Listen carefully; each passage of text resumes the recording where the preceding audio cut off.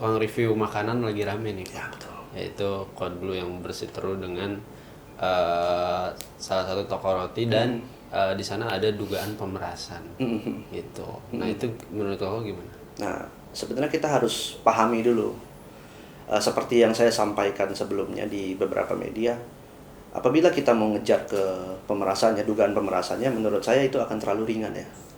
Karena kenapa? Apabila memang harus dijerat dengan si Code Blue ini harus dijerat dengan pasal pemerasan, maka menurut saya pasal yang paling relevan itu adalah 369 KUHP, yaitu bunyinya adalah melakukan pemerasan dengan ancaman pencemaran tertulis, atau mengancam untuk membongkar suatu rahasia, seperti itu. Nah, itu ancamannya 4 tahun penjara. Tapi kalau misalnya saya yang ibaratnya menjadi lawyernya pihak sono, saya tidak mau ngejar ke pasal pemerasannya. Karena kenapa? Ancamannya 4 tahun. Saya akan lebih pilih alternatif lain seperti contoh 27B ayat 2, yaitu pencemaran nama baik Undang-Undang ITE ya. Lalu Undang-Undang ITE 28 ayat 1, yaitu adalah menyebarkan berita bohong. Lalu saya kejar lagi, bisa saya kejar juga di 28 ayat 2 Undang-Undang ITE, yaitu melakukan ujaran kebencian.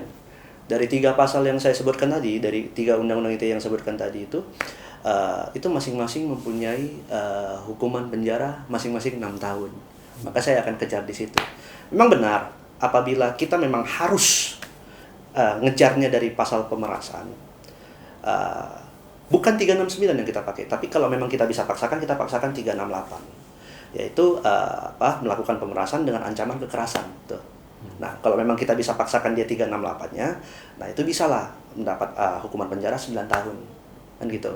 Tapi kan dari kronologi yang saya baca di sosial media, saya tidak menemukan itu adanya unsur ancaman kekerasan, itu saya nggak menemukan itu. Maka menurut saya itu agak sedikit alot lah apabila diterapkan. Dan lagi apabila kalau memang kita mau kita mau terapkan pasal pemerasan di situ tuh, dia bisa alibi. Dia bisa alibi bahwasannya pada saat itu saya sedang menawarkan jasa saya sebagai yang katanya itu konsultan F&B dan lain sebagainya. Nah, makanya menurut saya apabila pasal pemerasan pun yang dipakai, satu terlalu ringan, yang kedua memang agak alot. Tapi kalau kita pakai kita pakai Undang-Undang ITE 27B ayat 2, 28 ayat 1 Undang-Undang ITE, 28 ayat 2 Undang-Undang ITE, itu masing-masing 6 tahun hukuman penjaranya. Dan menurut saya sudah cukup jelas ya. Cukup jelas di 27B ayat 2-nya pencemaran nama baik, silakan teman-teman nilai sendiri. Di 28 ayat 1 Undang-Undang ITE itu si Code Blue ini sudah melakukan permohonan maaf. Artinya dapat saya duga secara tidak langsung dia sudah mengakui perbuatannya, kan seperti itu. Kalau di ujaran kebenciannya 28 ayat 2 Undang-Undang ITE, ya silakan teman-teman nilai sendiri lagi aja, kan seperti itu kan. Gitu sih. Nah, untuk secara sosial kok, kan review-review seperti ini sudah pasti merugikan pihak toko atau restoran atau mungkin penjual makanan dan lain-lain gitu ya. Nah, menurut Koko hukuman apa sih yang memang sanksi apa gitu ya yang patut untuk orang-orang yang memang mungkin merugikan seperti itu? Sebenarnya kan gini, kalau menurut saya, apabila memang ada dugaan tindak pidana terjadi di situ, ya memang diproseslah sanksinya secara pidana, kan gitu kan.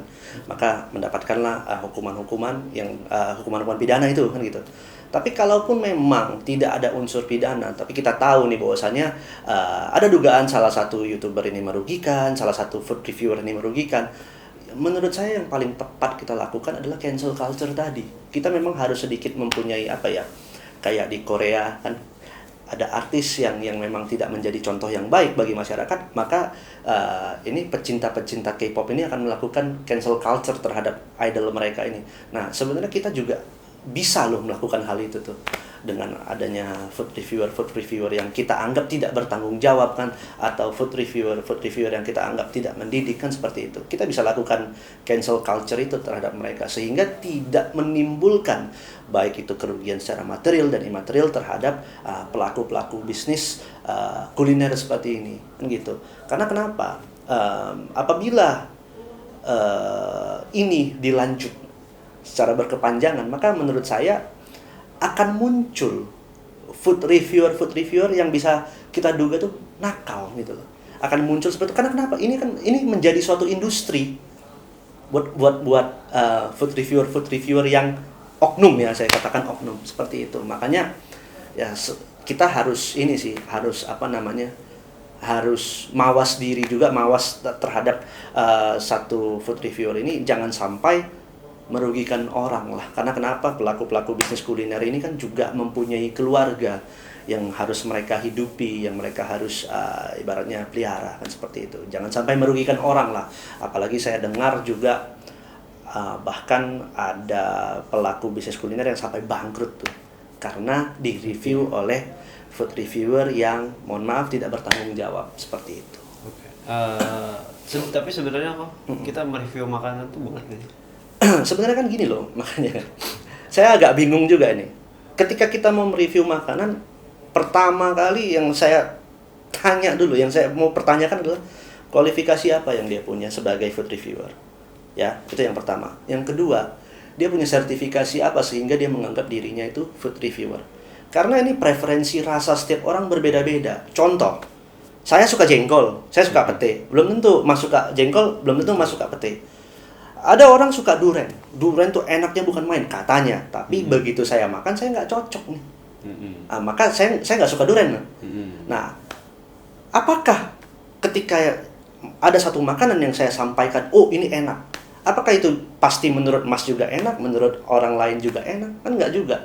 Dan sebaliknya, maka preferensi rasa, preferensi taste setiap orang itu berbeda-beda. Makanya kita nggak bisa ambil patokan bahwasanya apa yang dikatakan oleh food reviewer A misalnya itu udah pasti enak semua. Apa yang dikatakan food reviewer A nggak enak berarti nggak enak. Kita nggak bisa menyamakan persepsi dengan orang, apalagi itu soal rasa. Yang menurut saya apabila kita mau tahu suatu makanan itu enak apa tidak, kita merasakannya itu dengan lidah kita, dengan mulut kita nih, bukan dengan mata kita, apalagi dengan telinga, kan seperti itu, kan nggak nyambung. Tapi kok aku juga melihat, saya melihat di sosial media juga gitu ya, bahwa food reviewer ini nggak cuman review food, nggak cuman review makanan nih, tapi kayak misalnya pelayanannya, kayak SOP-nya, fasilitasnya, kebersihannya dan lain-lain. Nah itu gimana kapasitasnya menurut Kokon? Ya tergantung lagi, makanya kan saya bilang, pertama sertifikasi apa yang dia punya sebagai seorang food reviewer atau seorang restoran reviewer lah yang kita bilang. Apa kualifikasi apa yang dia punya, sertifikasi apa yang kita punya. Tapi kan yang di sini yang menjadi condong adalah dia kan seringnya melakukan review makanan yang nggak enak, dibilang nggak enak kan gitu, seperti itu kan, memang nggak enak apalah segala macam. Nah maksud saya itu apabila memang dia ingin mereview suatu makanan itu enak apa tidak, ya tunjukkan dong apa kualifikasi dia, sertifikasi dia apa, kan gitu. Jangan sampai dari review dia itu malah merugikan orang, kan gitu kan. Gitu. Tapi di satu sisi itu terbelah. Maksudnya yang satu nih mungkin ketika ada review ada review yang merugikan restoran, misalnya restoran ini gini-gini, tapi di sisi lain kayak ada yang terbantu gitu. Terbantu dalam artian? Misalnya, gue nggak akan kesini ya karena di review ternyata dapurnya jelek, ternyata pelayanannya nggak ramah dan lain-lain. Nah itu kan balik lagi kan ke preferensi orang, kan gitu kan.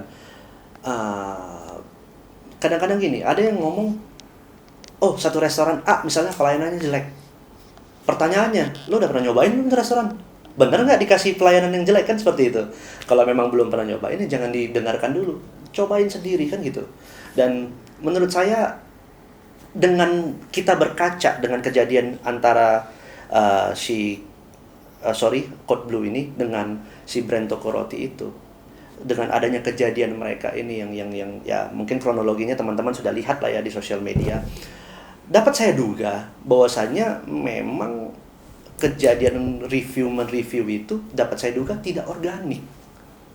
Karena kenapa? Karena bisa loh ternyata terjadi dugaan negosiasi itu kan. Bisa terjadi negosiasi, bayar nih 350 juta. Nanti gua akan begini kan gitu kan. menurut saya itu jadi tidak organik tuh kan gitu. Makanya iya, jadi transaksional, betul. Makanya sebaiknya apabila memang kita memang benar-benar ingin tahu, kita coba sendiri. Dan untuk food reviewer sebenarnya kan gini loh. Ketika kalian mencoba suatu makanan ya, kalau memang kalian tahu itu makanannya nggak enak, ngapain dikasih panggung, kan seperti itu kan? Ya nggak usah di review sama sekali. Artinya ketika kalian tahu suatu makanan tidak enak, tidak layak review. Jangan di-review.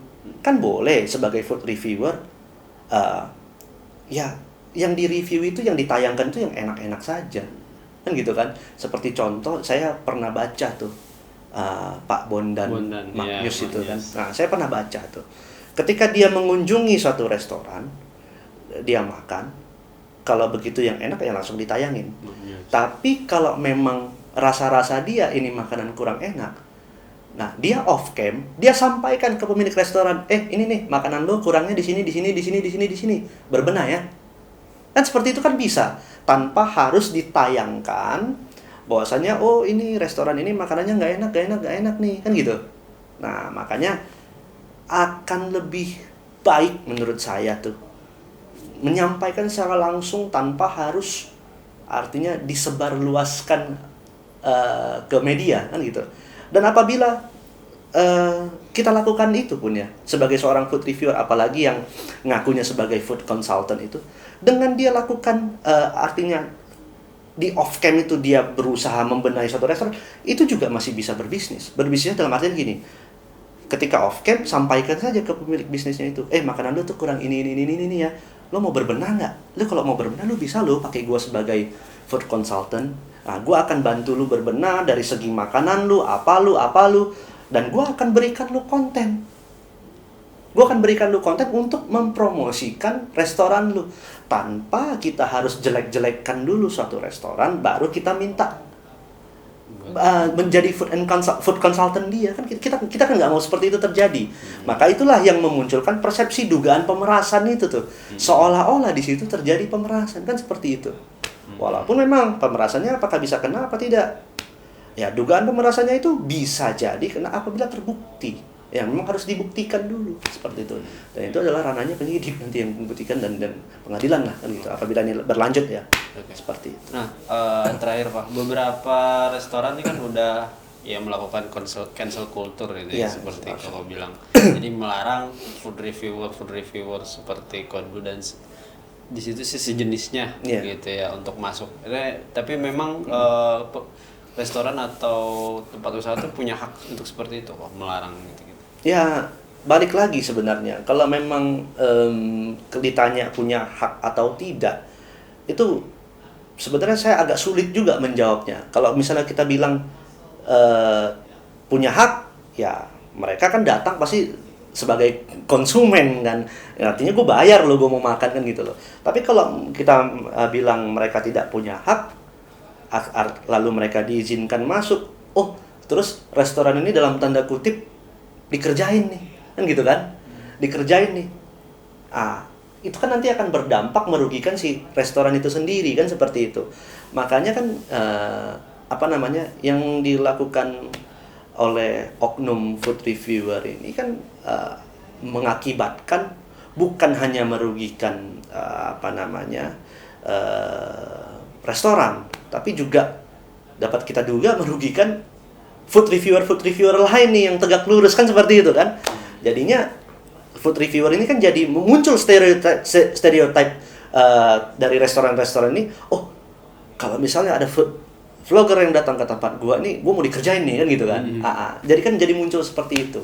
Maka ya menurut saya sih ya mau gimana lagi, ya sudah terjadi kan gitu. Tapi saya yakin apa yang terjadi di pemberitaan belakangan ini, ya ini hanya segelintir orang lah yang mungkin seperti itu, hanya oknum lah kan itu kan.